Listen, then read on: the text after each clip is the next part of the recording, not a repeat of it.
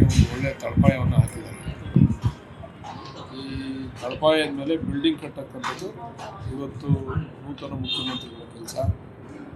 ಭವಿಷ್ಯ ಬಲಿಷ್ಠವಾದಂಥ ಬಿಲ್ಡಿಂಗನ್ನು 2028ಕ್ಕೆ ಮತ್ತೆ ಕಾಂಗ್ರೆಸ್ ಪಕ್ಷನ ಅಧಿಕಾರಕ್ಕೆ ತರೋದರಲ್ಲಿ ನೂತನ ಮುಖ್ಯಮಂತ್ರಿಗಳು ಯಶಸ್ವಿ ಆಗ್ತಾರೆ ಅಂತಕ್ಕಂಥ ಆತ್ಮವಿಶ್ವಾಸವನ್ನು ಇಟ್ಕೊಂಡಿದ್ದಾರೆ.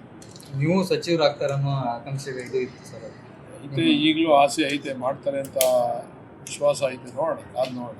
ಸರ್, ಇನ್ನೊಂದು ಕಡೆ ಈ ಜಮೀರ್ ಅವ್ರಿಗೆ ಸಚಿವ ಸ್ಥಾನ ತಪ್ಪಿದ್ದಕ್ಕೆ ಅದು ಆಡಿಯೋನೇ ಕಾರಣ ಆಯಿತು ಅಂತ ಸರ್. ಅದೇ ಕಾರಣ ಆಯಿತು. ಆದರೆ ಅವ್ರಿಗೂ ಒಂದು ಅವಕಾಶ ಕೊಡಬೇಕು. ಯಾಕಂದರೆ ಈಗ ಅವರು ಕೂಡ ಒಂದು ಜನಾಂಗದ ಪ್ರಬಲವಾದಂಥ ನಾಯಕ, ಅದರಿಂದ ಅವ್ರಿಗೂ ಕೂಡ ಅವಕಾಶ ಮಾಡಿಕೊಡ್ಬೇಕು. ಅದನ್ನು ಹೈಕಮಾಂಡ್ ತೀರ್ಮಾನ ಮಾಡ್ತದೆ. ಆಡಿಯೋನಲ್ಲಿ ಅದು ಫೇಕ್ ಅಂತ ಅವ್ರು ಹೇಳ್ತಾ ಇದ್ದಾರೆ, ಫೇಕೋ ಇಲ್ಲ ಅಂತೇಳಿ ಅದು ತೀರ್ಮಾನ ಆಗ್ತದೆ. ನೋಡೋಣ, ಮುಂದೆ ಹೈಕಮಾಂಡ್ ಅದ್ರ ಬಗ್ಗೆ ಆಲೋಚನೆ ಮಾಡ್ತಾರೆ.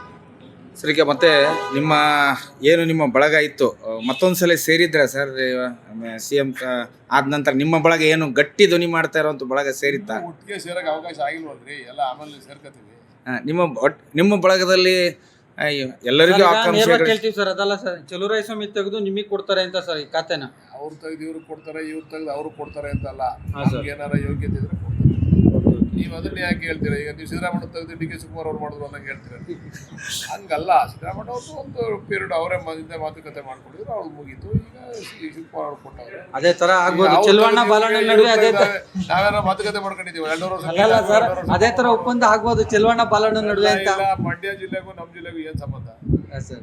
ಅಲ್ಲ, ಬಟ್ ಪ್ರಾತಿನಿಧ್ಯ ಹಳೆ ಮೈಸೂರು ಭಾಗ ಒಕ್ಕಲಿಗ ಸಮುದಾಯ ಅವೆಲ್ಲ ಲೆಕ್ಕಾಚಾರ ಹೈಕಮಾಂಡ್ ಆಗ್ತದೆ, ಏನ್ ಮಾಡ್ಬೇಕು ಅಂತ, ಯಾರ್ಯಾರಿಗೆ ಏನೇನು ಮಾಡ್ಬೇಕು ಅಂತ. ಬಟ್ ಸಚಿವ ಬಾಲಣ್ಣ ಅಂತ ಕರೆಯೋದು ಈ ಬಾರಿ ಸಿದ್ಧ. ಅದನ್ನ DK ಶಿವಕುಮಾರ್ ಅವ್ರನ್ನ ಕೇಳ್ತಾ. ನೀವೇನಾದ್ರು ಪ್ರಯತ್ನ ಮಾಡ್ತಾ ಇದ್ದೀರಾ?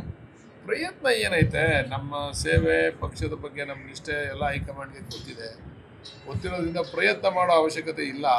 ಅವ್ರಿಗೆಲ್ಲ ತೀರ್ಮಾನ ಮಾಡ್ಕೊಂಡಿದ್ದಾರೆ ಯಾರನ್ನ ಮಾಡಬೇಕು ಅಂತ. ಭವಿಷ್ಯ ಅನುಕೂಲ ಆಗ್ಬೋದು ಅಂತಕ್ಕಂಥ ವಿಶ್ವಾಸ. ನಿಮ್ಮ ಗೆಳೆಯರ ಮೀಟಿಂಗ್ ಯಾವಾಗ ಸರ್? ಯಾವಾಗಲೂ ಇರ್ತದೆ ಸರ್. ಈಗ ಸತೀಶ್ ಜಾರಕಿಹೊಳಿನೂ ಹೇಳಿದ್ದಾರೆ ಸರ್, ಜಮೀರು ಪಕ್ಷಕ್ಕೆ ಅನಿವಾರ್ಯ, ಹಾಗಾಗಿ ಅವ್ರಿಗೆ ಸಚಿವ ಸ್ಥಾನ ಕೊಡಬೇಕು ಅಂತ ಹೇಳಿದ್ದಾರೆ. ನಾವು ಹೇಳಿದ್ದೀವಿ ಅವಾಗ. ಈಗ ಅದನ್ನು ನಾವು ಹೇಳೋದು, ನೀವು ಬರೋಕ್ಕಿಂತ ಮುಂಚೆ ಅದನ್ನೇ ಹೇಳೋದು. ಬಟ್ ಆದರೆ ಇದು ಅದು ನೋಡಲಿ, ಅದ್ರ ಬಗ್ಗೆ ತನಿಖೆ ಆಗೋದು, ಇನ್ನೊಂದು ಆಗೋದು. ಬಟ್ ಏನೇ ಆಗಲಿ ಜಮೀರನಿಗೆ ಒಂದ್ಸಲ ಷಡ್ಯಂತ್ರ ಇತ್ತು, ಅದು ಮಾಡಿದ್ದಾರೆ, ಅದು ಸಕ್ಸಸ್ ಆಗಿದ್ದಾರೆ ಅಂತ ನಾವು ಏನೋ ಹೇಳ್ಕೊಳ್ಳೋದು ಬೇಡ. ಈಗ ಬೇರೆ ವಿಚಾರ ಚರ್ಚೆ ಬೇಡ. ಈಗ ಆಗಿರ್ಬೋದು, ಆಗಿದ್ದಕ್ಕೆ ಒಂದು ಶಿಕ್ಷೆ ಅನುಭವಿಸಿದ್ದಾರೆ. ಈಗ ಅವಕಾಶನ ಮಾಡಿಕೊಡ್ಬೇಕು ಪಕ್ಷದ ಹಿತದೃಷ್ಟಿಯಿಂದ ಅಷ್ಟೇ, ಪಕ್ಷವನ್ನು ಕಟ್ಟಲಿಕ್ಕೆ. ಬಟ್ ಇದೊಂದು ಪಾಠ.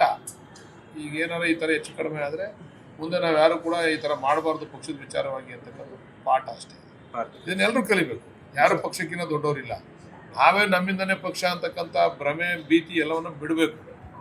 ಪಕ್ಷನೇ ದೊಡ್ಡದು ಎಲ್ಲದಕ್ಕಿಂತ, ನಮ್ಮೆಲ್ಲರಿಗಿಂತ ಪಕ್ಷನೇ ದೊಡ್ಡದು. ಪಕ್ಷಕ್ಕೆ ನಾವು ಏನೇ ಕಿತ್ತಾಟ ಆಡಿದ್ರು ಕೂಡ ಪಕ್ಷದ ಅಸ್ತಿತ್ವ ಬಂದಂಥ ಸಂದರ್ಭದಲ್ಲಿ ನಾವೆಲ್ಲ ಒಟ್ಟಿಗೆ ನಿಂತು ಪಕ್ಷವನ್ನು ಉಳಿಸ್ತಕ್ಕಂಥ ಕೆಲಸ ಮಾಡಬೇಕು.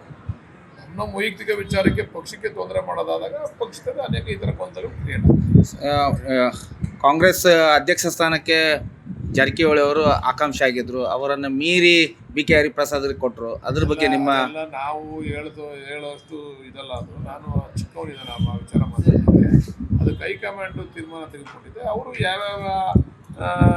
ಯಾವ್ಯಾವ ರೀತಿಯಲ್ಲಿ ಆಲೋಚನೆ ಮಾಡಿದ್ದಾರೆ ಹೈಕಮಾಂಡು ಅಂತಕ್ಕಂಥದ್ದು, ಅವರವರ ಯಾವ ಥರ ಅವರು ಎಲ್ಲ ಲೀಡರ್ಗಳನ್ನ ಕರೆದು ಮಾತಾಡಿ ಏನು ಮಾಡಬೇಕು, ಪಕ್ಷಕ್ಕೆ ಯಾವ ಸೂಕ್ತ ಅಂತಕ್ಕಂಥ ತೀರ್ಮಾನ ಅವ್ರು ತೊಗೊಂಡವ್ರೆ.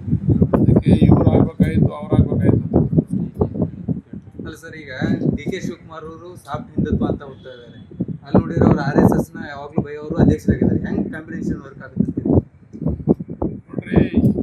ಸಾಫ್ಟ್ ಹಿಂದುತ್ವ, ಹಾರ್ಡ್ ಹಿಂದುತ್ವದ ವಿಚಾರ ಇಲ್ಲಿ ಚರ್ಚೆ ಬೇಡ. ಕಾಂಬಿನೇಷನ್ ವಿಚಾರ ಚರ್ಚೆ ಬೇಡ. ಎಲ್ಲರೂ ಮಾಡ್ತಕ್ಕಂಥದ್ದು ನಾವು ಅಧಿಕಾರಕ್ಕೆ ಬರಬೇಕು ಅಂತೇಳಿ ಅದ್ರ ಬಗ್ಗೆ ಇಬ್ಬರು ಕೂತ್ಕೊಂಡು ಆಲೋಚನೆ ಮಾಡಿ ನಾವು ಮುಂದೆ ಯಾವ ರೀತಿ ಅಧಿಕಾರಕ್ಕೆ ಬರಬೇಕು ಅದನ್ನು ತೀರ್ಮಾನ ಮಾಡ್ತಾರೆ. ನಾವು ಹಿಂದುತ್ವ ಅಂತ ಕೂಗಾಡೋದು, ಇವು ಸಾಫ್ಟ್ ಹಿಂದುತ್ವ, ಹಾರ್ಡ್ ಹಿಂದುತ್ವ ಅಂತಕ್ಕಂಥ ವಿಚಾರ ಅಲ್ಲ. ನೋಡಿ, ಇದು ಸರ್ವ ಜನಾಂಗದ ಶಾಂತಿಯ ತೋಟ ಕರ್ನಾಟಕ. ಸರ್ವ ಜನಗಳು ಕೂಡ ಸುಖವಾಗಿರ್ಬೇಕು ಅಂತಕ್ಕಂಥದ್ದು ನಮ್ಮೆಲ್ಲರ ಉದ್ದೇಶ. ಯಾರಿಗೋ ಒಬ್ಬರಿಗೆ ವೈಯಕ್ತಿಕವಾಗಿ ತೊಂದರೆ ಕೊಡ್ತಕ್ಕಂಥದ್ದು, ಒಂದು ಸಮಾಜಕ್ಕೆ ಕಿರಿಕಿರಿ ಮಾಡ್ತಕ್ಕಂಥದ್ದು ಆಗಬಾರ್ದು ಅಂತಕ್ಕಂಥ ಉದ್ದೇಶ. ಅದನ್ನು ನಾವು ನಡೆಸ್ಕೊಂಡು ಹೋಗ್ತೀವಿ. ಸಂಸತ್ ಭವನ ಉದ್ಘಾಟನೆ ಸಂದರ್ಭದಲ್ಲಿ ಹೋಮಹವನಕ್ಕೆ ವಿರೋಧ ಇತ್ತು. ಇಡೀ ಕಾಂಗ್ರೆಸ್ ಪಕ್ಷದ ಗಟ್ಟಿಯಾಗಿತ್ತು. ನಿನ್ನೆ ನಡೆದದಕ್ಕೆ ನಿಮ್ಮ ಅಭಿಪ್ರಾಯ ಸರ್? ಮುಂದೆ ಕಾಂಗ್ರೆಸ್ನವರು ಕೆಲವರು ಇದ್ರ ಬಗ್ಗೆ ಧ್ವನಿ ಎತ್ತಂತ ಯಾರು ಮುಖ್ಯಮಂತ್ರಿ ಆಯ್ತಾರೆ, ಯಾವ ಪಾಲಿಸಿ ಮೇಲೆ ನಡ್ಕೊಂಡು ಹೋಗ್ತಾರೆ, ಅದು ಭಾಳ ಇಂಪಾರ್ಟೆಂಟು. ಈಗ ಒಬ್ಬೊಬ್ರಿಗೆ ಒಂದೊಂದ್ರ ಮೇಲೆ ನಂಬಿಕೆ ಇರ್ತದೆ, ಆ ನಂಬಿಕೆ ಆಧಾರದ ಮೇಲೆ ನಡೀತದೆ ವಿನ ಈಗ ಅವ್ರು ಮುಖ್ಯಮಂತ್ರಿ ಆಗಿದ್ದಾರೆ, ಅವ್ರ ವಿವೇಚನೆಗೆ ಬಿಡ್ಬೇಕು ನಾವು. ಇಲ್ಲಿ ಅವ್ರು ಏನೋ ಅವ್ರಿಗೆ ಆತ್ಮತೃಪ್ತಿಗೋ ಅವ್ರ ಮನಸ್ಸು ಸಮಾಧಾನಕ್ಕೋ ಏನೋ ಒಂದು ಮಾಡ್ತಾರೆ, ಅದರಿಂದ ಏನು ವಿಧಾನಸೌಧಕ್ಕೆ ತೊಂದರೆ ಆಗಿಲ್ಲಲ್ಲ. ಕಾಂಗ್ರೆಸ್ ಪಕ್ಷ ಇದನ್ನು ವಿರೋಧ ಮಾಡ್ತಾ ಇತ್ತು ಸರ್. ಸಂಸತ್ ಭವನ ಉದ್ಘಾಟನೆ ಸಂದರ್ಭದಲ್ಲಿ ಹೋಮ ಹವನ ಮಾಡಿದ ತಪ್ಪು ಅಂತ ಹೇಳಿ ಮಾಡ್ತಾರೆ, ಪರ ಮಾಡೋರು ಮಾತಾಡ್ತಾರೆ, ಎಲ್ಲರೂ ವಿರೋಧ ಮಾಡೋರ. ಕೆಲವರು ಅಭಿಪ್ರಾಯಗಳು ಇರ್ತವೆ, ಅದೆಲ್ಲ ಶೇರ್ ಆಗ್ತವೆ, ಹೆಚ್ಚು ಕಡಿಮೆ ಆಗ್ತವೆ. ಮತ್ತೆ ಡೆಲ್ಲಿ ಹೋಗೋದೇನಾದ್ರು ವಿಚಾರ ಇದೆ ಸರ್? ಇನ್ನೇನು ಬಿಡ್ತಾರೆ, ಡೆಲ್ಲಿಗೆ ಎಲ್ಲ ಇಲ್ಲೇ ಬಂದಿರ್ತಲ್ಲ, ಇಲ್ಲೇ ಹೈಕಮಾಂಡ್ ಐತೆ ಇಲ್ಲೇ ಹೈಕಮಾಂಡ್ ಐತಲ್ಲ. ನಿರ್ಭೀತ, ನಿಷ್ಪಕ್ಷಪಾತ, ವಿಶ್ವಾಸಾರ್ಹ ಸುದ್ದಿಗಳಿಗೆ ಮತ್ತೊಂದು ಹೆಸರಾಗಿರುವ ನ್ಯೂಸ್ 18 ಕನ್ನಡ ಈಗ ಆಪ್ನಲ್ಲೂ ಲಭ್ಯವಿದೆ. ದಯವಿಟ್ಟು ಇಲ್ಲಿರುವ QR ಕೋಡ್ ಸ್ಕ್ಯಾನ್ ಮಾಡಿಕೊಂಡು ಆಪ್ ಡೌನ್ಲೋಡ್ ಮಾಡೋದಕ್ಕೆ ಮರಿಬೇಡಿ. ನಿಮ್ಮ ಬೆಂಬಲ ಹೀಗೆ ಸದಾ ನಮ್ಮೊಂದಿಗಿರಲಿ. ಧನ್ಯವಾದ.